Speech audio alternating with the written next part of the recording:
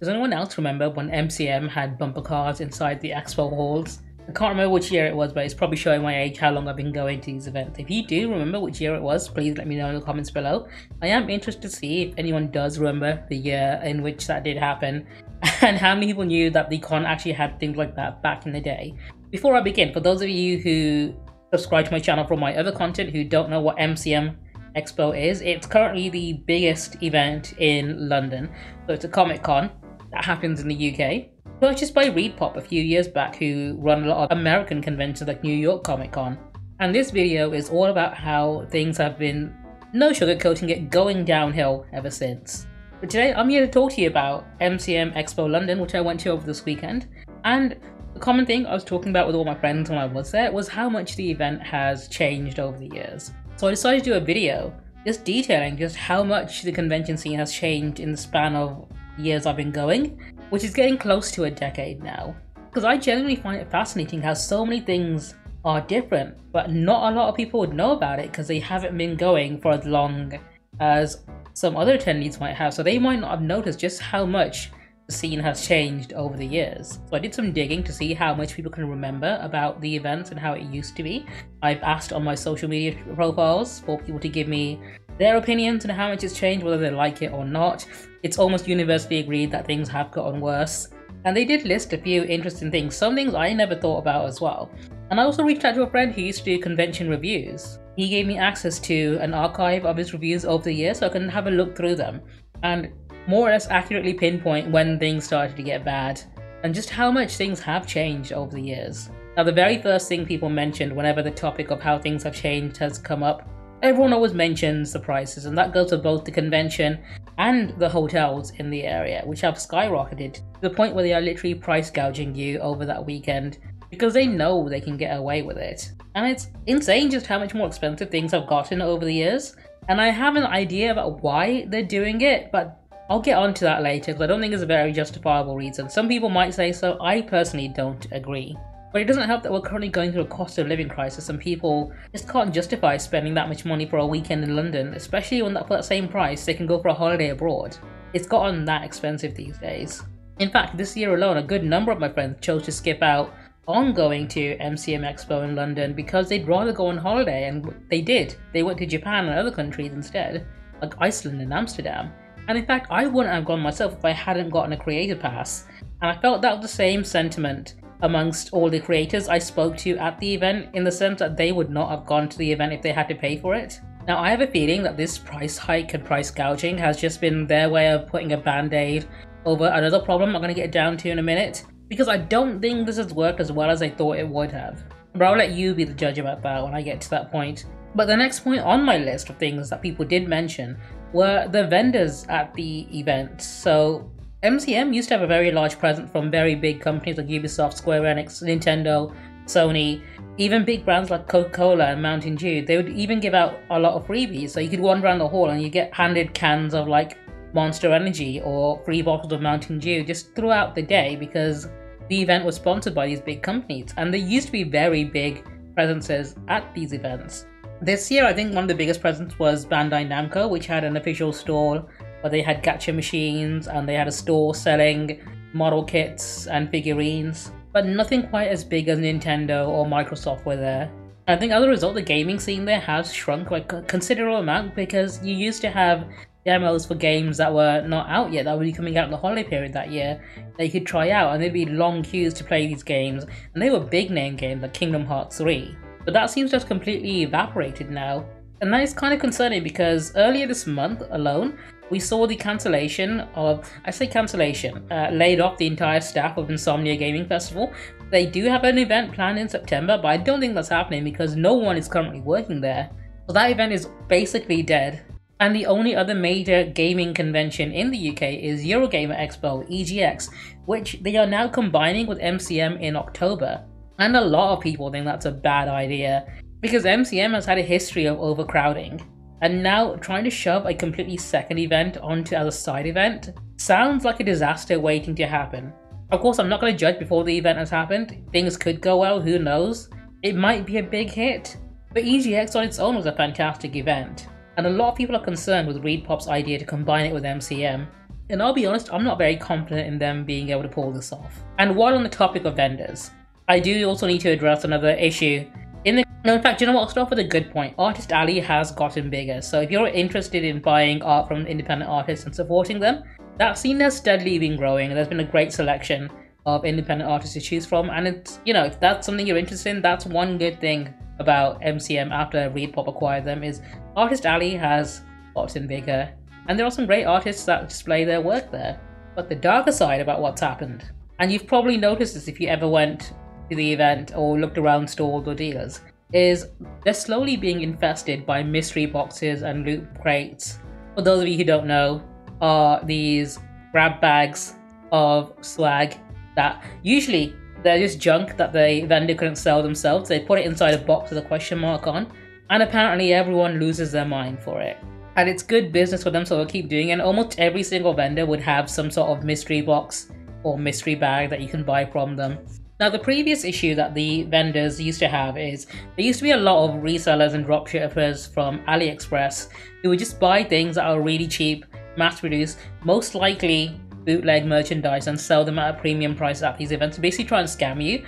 They have been cracking down on that sort of thing, but I think the response to this is putting junk in a bag, sealing it, and selling it as a mystery box. I know some of you are going to be watching this video and are going to defend mystery boxes, saying they're great value for money, you can sell stuff from them to make a profit, or you just find them fun. And to those people, I just want to ask really quickly, just let me know in the comments below, have you ever sold anything from a mystery box that was worth more than the price you paid for the mystery box? Because I'm guessing the answer is no. In fact, whenever I go to conventions these days, I have a rule nowadays where I don't buy something unless I can eat it, otherwise I'll be carrying it around all day, and I don't want to do that. And that rule has saved me from buying so much junk. But credit where credit's due, the official Bandai Namco store was selling officially licensed merchandise, but there has been, like I mentioned, a decline in official vendors at the event, and I would have liked to have more choice from other companies, right? Now, these next 2 points are linked together, and I think they also link back to my very first point about the overpricing, and that is overcrowding and overselling of tickets for the event. There was one particularly very bad year where they grossly oversold on the Saturday, and the event was so crowded it was impossible to move around the halls, even outside on the green. It was so packed, and it was a horrible, miserable experience. I will say it's gotten better over the years since then. There have been less people attending the event, and it's been easy to move around, both inside and outside. It's because they've been price gouging everyone to the point where people can't afford to go anymore. And I think that's their makeshift solution to the whole overcrowding problem, which I think is a shitty solution, but it's obviously the solution they're going to go for because of capitalism. This is a for-profit event, they want to make profit, and this is their solution: make more profit, prevent overcrowding. If anything, I think they're going to keep pushing the prices up, just to see how far they can push it and have a good number of people attending. In fact, the very first thing Reedpop did when they acquired MCM Expo was increase the ticket prices. And the very first year they ran an event, it actually ran very well, you know? People were excited to see what would happen because Reedpop run a lot of big American events, and the difference between the UK and the US events is the US events tend to be a lot bigger and a lot more expensive, and people were expecting Reedpop to pump more money into the events and make them bigger.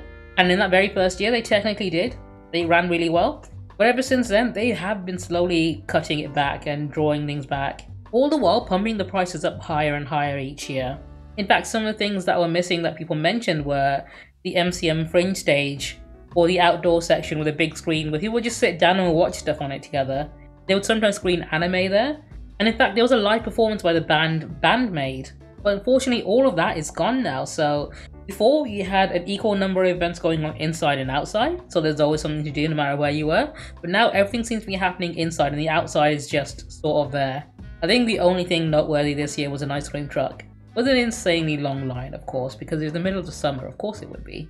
On the topic of overcrowding and overselling, I want to talk about the nightlife, specifically the Fox, which is the bar everyone goes to afterwards for the evening event, so essentially the unofficial after party. And that event has gone downhill horrendously. Not just because they started fencing off the area like they have with the green, but over the recent years it's become a ticketed event. And they oversell tickets. So what would happen is you'd buy a ticket, you turn up, and I turned up on Saturday. I did get a ticket from a friend for the Saturday, but I didn't pay for it. I'm not going to pay for it at any point ever if it's anything like this. I got in just before 9 o'clock, and after that, they stopped letting people in, regardless of if they have tickets or not. So you could have paid for a ticket, which is non-refundable, turn up to the event, and not be allowed in, because they were at capacity, because they oversell tickets. And they sell tickets on door as well. So if you didn't buy a ticket, if you turned up at like 6 or something, you can queue up and get a ticket to go in. And the absolute worst part of this is, there's no re-entry anymore either. I don't know if there ever was, I never paid for it previously, because I've been staunchly against this sort of thing. But once you're in, you gotta stay there until it's over. If you leave, you can't come back in. Which absolutely fucking sucks. It's segregated the nightlife and it's killing it essentially. You can't socialize with people outside of the con anymore. The Novotel Hotel used to have a bar people would gather at as well, and now they've locked it off to only people who are staying at the hotel. Because a few years back they did have an incident there with a guest who threatened another guest. So they've had to beef up their security and only let in people who are staying there. And they fenced off the green outside the XL, so you can't hang out there anymore in the evening, which a lot of people used to do, and it used to be one of the most social places to go. Part of the reason is because of bad attendees. There were people who just litter, and the next morning it'd be covered in leftover bottles of alcohol and stuff. So it's not entirely the con fault. There is some blame to be given to attendees and their shitty behavior, to be honest. But because of that, everyone's suffering now, and it's to the point where security actually keeps shooing you along till you're all the way down the road nearby where the Tesco is. So you're not even allowed to hang around there after the event and just chat with people or make friends or whatever. And I know some places in London have started hosting their own like unofficial after parties as well. So if you're willing to travel out into London for a bit, you can probably find a few like places, like a bar or two, that host unofficial after party events. If you don't want to go to the Fox, you can do that. But all that's doing is spreading out and segregating the community, and what happens then is people stick with their group of friends and go wherever their friends go, and because of that they won't meet anyone new or make any new friends or hang out with anyone. They'll just stick with the groups that they went to the event with, and then that's it. Now the Fox did have a history of incidents happening there. Like every year something would happen, something bad would happen, and you'd be the thing that everyone would talk about constantly for that year. I guess with the increased security and regulations and fencing all those places off, they have reduced those incidents, but at the cost of, your experience. So they sort of overdone it to the point where it's negatively impacting what the experience is. All they will see is the fact that, hey, all the security and all these measures are making things less dangerous, and less bad press for us. So let's keep doing it. And of course, I don't think I even need to mention this one, but I'll say it anyway. People have been having problems with security for fucking years. This is even before Reedpop, because I believe the security is an independent company that handles security there. Those security guards are not the best people. They are not trained to deal with people with things like disabilities and such. Pretty much every single convention, you'll see posts on social media about people having negative experiences with the security there. I think that's an issue that no matter how many times we bring it up, they're just not going to do anything about it. Because it's not their security, they're hiring a separate company to do it. And I'm pretty sure if you complain to that company directly as well, they probably won't care either. Now, the next thing I do want to talk about is accessibility at the event, and MCM Expo London is very famously amongst the disabled community a very not accessible friendly event. And I know you can put a lot of blame on that on MCM as an event, but I think they aren't fully to blame. The actual culprit there is the Excel Centre itself. Have you seen the place? It's like 80% stairs. The way that place was designed was very not accessible friendly. There aren't many places to sit down inside either, apart from that middle stretch. And I doubt they're willing to remodel the whole place just to add in better ramps or more accessible features. So I think this is just going to be a nightmare for anyone who has any mobility issues. So having said that, MCM Expo are not completely guilt-free either. Have you seen their accessibility system? They give you a sticker. That's it. That's just so security can identify if you have mobility issues and if you should be allowed to use certain entrances or not. And that's the worst fucking way to do it. If you lose the sticker, that's it. You are no longer able to use any accessible, whatever they have, if they have any accessible features or accessibility aids at the event. And it's not signposted to anyone that you should be asking for a sticker. A lot of my disabled friends didn't even know that the option was there to have a sticker to help identify that you have a disability. And I've had friends who are very clearly in wheelchairs or on crutches be told to use the other entrances because they're not allowed to use the accessible entrance because they don't have the right pass or sticker or whatever to get in. Because going back to my previous point, security there is absolute BS. It's like those security people can't think for themselves and they follow the rules to a lawful stupid point. So it's very hard to even recommend this event to anyone who has any mobility issues. Now, there is an elephant in the room I've not addressed yet, which I am now going to talk about. But when Reedpop took over MCM Expo, they essentially cancelled the Manchester and Glasgow event, so it's only running in Birmingham and London now. Whereas on the other hand, we now have MegaCon, and MegaCon also runs in Manchester, and I believe they are also expanding over to Glasgow and other locations. And I spoke to a lot of my friends who did go to MegaCon London. I myself went to MegaCon Birmingham, and the general consensus is that MegaCon is a lot smaller and cheaper, but it is also a lot better when it comes to value for money. So one of the things that MCM Expo does is they put a fence around the green and they control how many people can go in and out that way, or just sit outside on the grass. And in the evening it's completely locked off, so no one's allowed on there. Whereas during MegaCon, that place is just open for people to hang around on and be social. And people feel a lot less sort of caged in by it. And a lot of people have just decided to start attending MegaCon instead of MCM purely because it's a lot less restrictive. And I don't freaking blame them. Like, the only downside to MegaCon that anyone has ever mentioned is the fact that it's slightly smaller and not as expensive because it doesn't have the money that Reedpop has. But for a lot of people, that is a plus. Smaller, more relaxed events just end up being a lot more friendly and easier and more comforting than those big busy events that everyone goes to. So all in all, it's getting really difficult to recommend going to MCM Expo London, especially with the fact that it just keeps getting more and more expensive. When cheaper alternatives do exist, there were more alternatives, like I mentioned, Insomnia Gaming Festival. However, those seem to be slowly getting consumed by Reedpop, or it's killed immediately for not joining them, I guess. The whole convention scene in the UK is still going through a transitional period, and it's impossible to say how it's going to end up.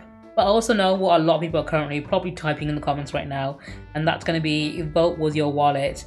And, you know, if you don't like it, don't go. If you don't want to support them, don't give the money, whatever. And I'm just going to quickly tell you one thing: voting with your wallet is the stupidest thing you can do when it comes to something like this, because all you're doing is giving someone with a bigger wallet more sway than you'll ever have. So I'll give you an example, because I know some people probably work better with a visual to think about.